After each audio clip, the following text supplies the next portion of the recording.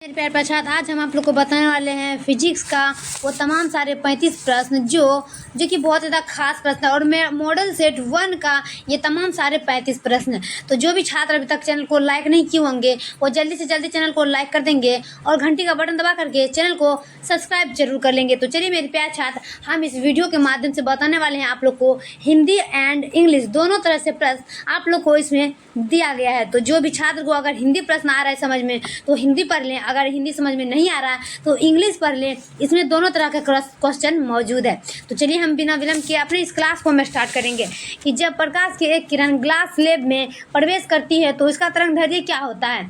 कि जब प्रकाश की किरण ग्लास में स्लेब प्रवेश करती है तो इसका तरंगदैर्घ्य क्या होता है। घटता है। क्या होगा इसका आंसर? ऑप्शन नंबर बी हो जाएगा, घटता है। चलिए अगला देख लेते हैं हम 2 नंबर का कि यदि समान फोकस दूरी f के दो अभिसारी लेंस एक दूसरे के संपर्क में रखे हो तब संयोग की फोकस दूरी क्या होगी। कि यदि समान फोकस दूरी f के दो अभिसारी लेंस एक दूसरे के संपर्क में रखे हो तब संयोग की फोकस दूरी क्या होगी। 2 का आंसर होगा ऑप्शन नंबर सी, f/2। क्या होगा? f/2, option number C. चलिए अगला देख लेते हैं हम 3 नंबर का कि ब्रूसर का नियम क्या है। कि ब्रूसर का नियम क्या है। 3 का आंसर होगा ऑप्शन नंबर सी। चलिए अगला देख लेते हैं हम 4 नंबर का कि निम्नलिखित में से किस तरंग की तरंगदैर्घ्य न्यूनतम होती है। क्या है कि निम्नलिखित में किस तरंग की तरंगदैर्घ्य न्यूनतम होती है। 4 का आंसर होगा ऑप्शन नंबर सी, वाय किरणें y-रे है। क्या होगा? वाय किरणें, ऑप्शन नंबर सी।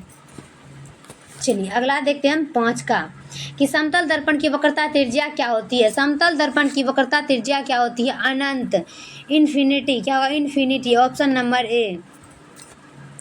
चलिए अगला देखते हैं हम 6 का कि एक उत्तल लेंस के उपरार्ध को काले रंग से रंग दिया गया है, उसके द्वारा बनने वाले प्रतिबिंब क्या होता है। कि एक उत्तल लेंस के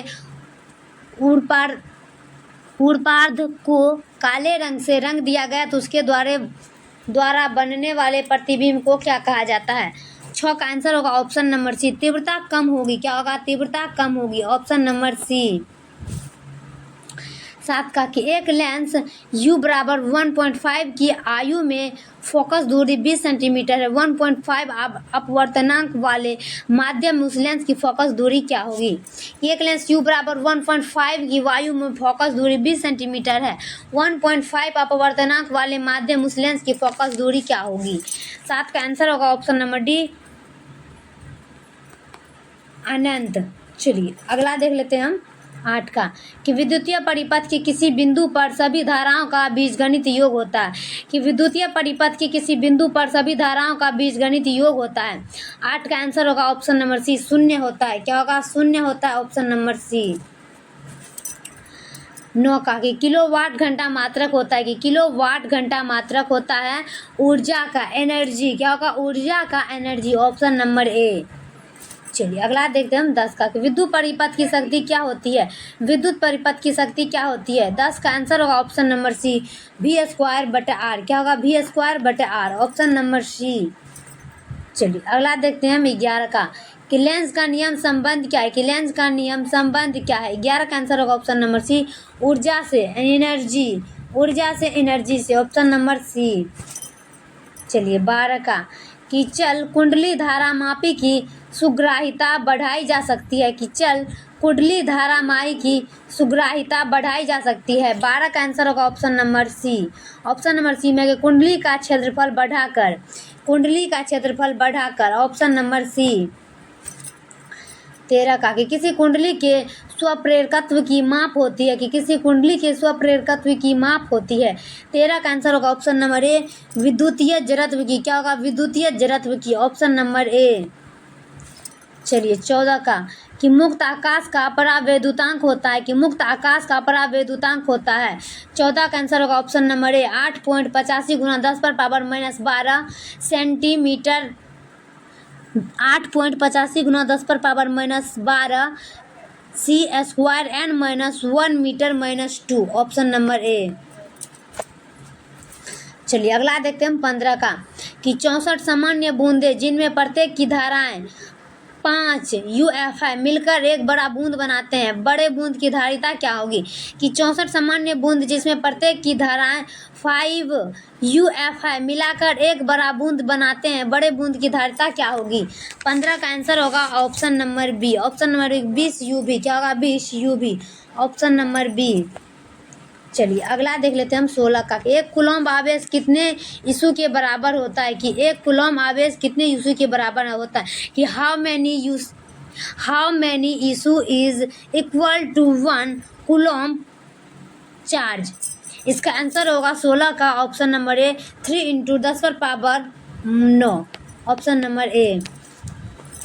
नेक्स्ट देखते हैं हम 17 का। कि यदि शीशों की एक पट्टी की वायु संधारित्र की प्लेटों के बीच खिसकाया जाए तो इसकी धारिता क्या होगी? कि यदि शीशों की एक पट्टी को वायु संधारित्र की प्लेटों के बीच खिसकाया जाए तो धारिता क्या होगी? 17 का आंसर होगा ऑप्शन नंबर ए बढ़ेगी। क्या होगा? बढ़ेगी। ऑप्शन नंबर ए। चलिए अगला देख लेते हैं हम 18 का। कि 3 संधारित्र जिनमें प्रत्येक की धारिता C है श्रेणी क्रम में जुड़े हैं, इनकी तुल्य धारिता क्या होगी? कि 3 संधारित्र जिनमें प्रत्येक की धारिता C है श्रेणी क्रम में जुड़े हैं, उनकी तुल्य धारिता क्या होगी?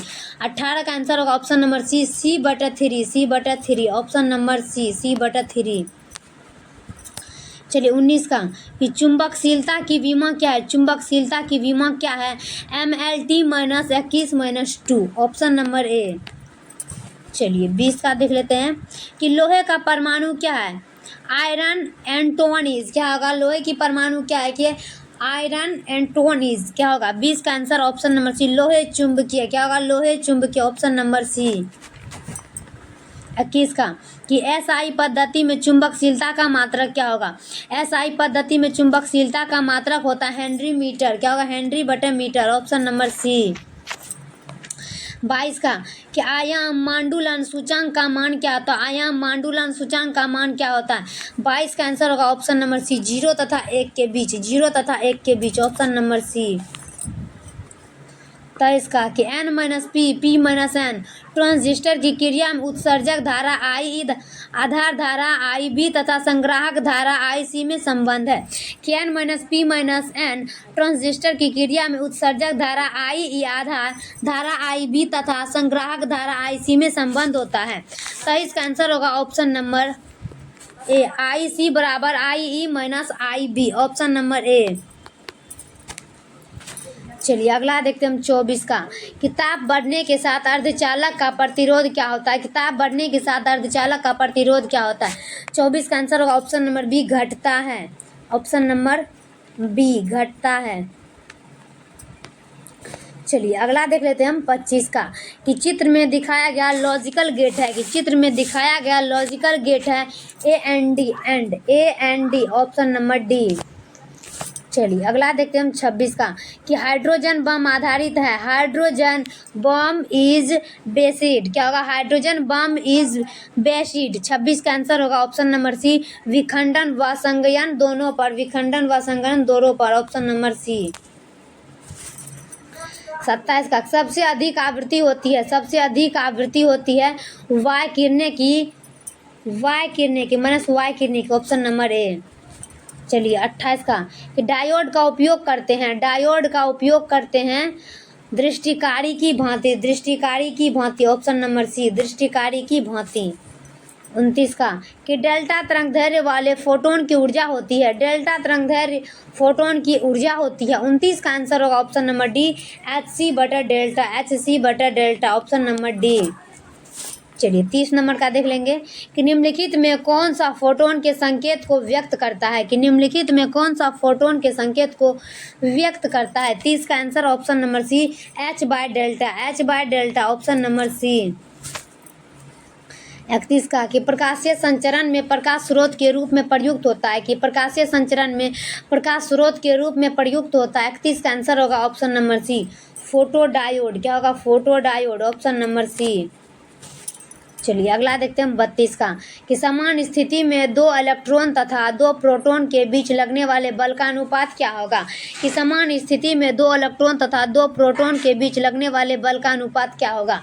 32 का आंसर होगा ऑप्शन नंबर डी 1। क्या होगा? 1। चलिए 33 नंबर देख लेते हैं कि समान धारिता के n संधारणों के पहले समांतर क्रम में तथा फिर श्रेणी क्रम में जोड़ा जाता है दोनों अवस्थाओं के तुल्य धारिता का अनुपात क्या होगा। कि समान धारिता के n संधारितों को पहले समांतर क्रम में तथा फिर श्रेणी क्रम में जोड़ा जाता है दोनों अवस्थाओं में तुल्य धारिता का अनुपात क्या होगा। 33 का आंसर होगा option number B n² option number B. चलिए नेक्स्ट देखते हैं हम 34 का कि चुंबकीय आघूर्ण की दिशा क्या होती है। चुंबकीय आघूर्ण की दिशा क्या होती है। 34 का आंसर होगा ऑप्शन नंबर सी दक्षिणी ध्रुव से उत्तरी ध्रुव की ओर, दक्षिणी ध्रुव से उत्तरी ध्रुव की ओर, ऑप्शन नंबर सी। चलिए लास्ट देखते हैं हम 35 नंबर का कि कुंडली का विद्युत वाहक बल निर्भर नहीं करता है। कि कुंडली का विद्युत वाहक बल निर्भर नहीं करता है। 35 का आंसर होगा ऑप्शन नंबर ए कुंडली के प्रतिरोध पर, कुंडली के प्रतिरोध पर, ऑप्शन नंबर ए। तो चलिए मेरे प्यारे छात्र वीडियो कैसा लगा कमेंट बॉक्स में जरूर बताएंगे। तब तक लिए नेक्स्ट वीडियो मिलते हैं। जय हिंद जय भारत।